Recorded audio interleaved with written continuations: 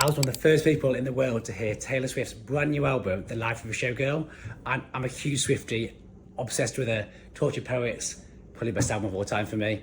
And yeah, let's get into really all these Easter eggs in this new album because I'm gonna have to sit down. There's a lot to go through. So the way I see it, Father Figure is basically the story of her masters and how when she signed a record deal at 15, she was new in the industry. Scott promised her that he would like sort of guide her, help her, and you know what he did? And then he absolutely stabbed her in the back by selling those records to Scooter Braun. Typical Taylor fashion, she sort of switches positions. At one point, she's telling how she was guided by this father figure, I believe it's obviously Scott. And then she flips the narrative and she's the father figure, which to be honest with you, she is really. So many artists she supported over the years. You know, even Sabrina Carpenter, look, she's massive now. But before the Eras tour, she was bubbling under, but Taylor really sort of took her by the wing and helped her.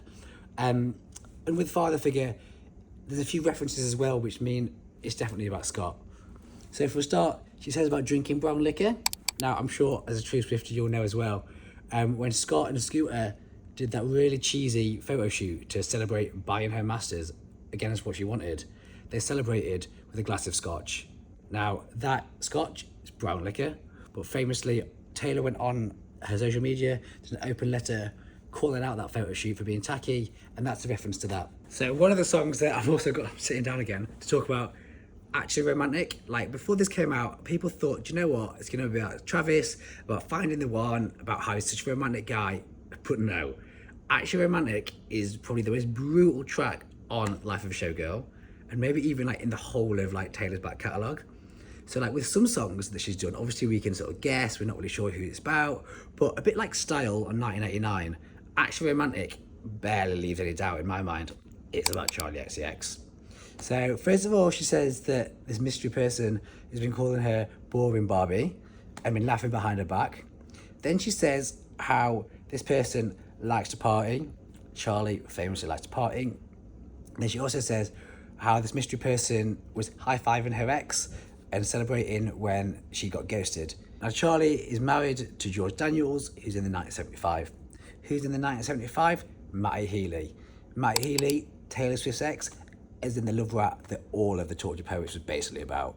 So there you go. In Swift terms, I think Taylor is saying that Charli was gloating and laughing with Matty behind Taylor's back about how that relationship was just crash and burn and doomed. And do you know what? Fair play for Taylor calling it out.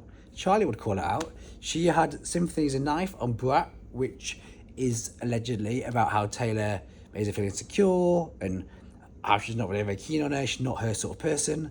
And to be fair, they are very different people, but it's actually really sad because obviously Taylor really sort of reached out to Charli back in the day. On the Reputation tour, Charli supported her, and then Charli decided to say that, you know, she didn't like going on that tour because she was performing to 5-year-olds.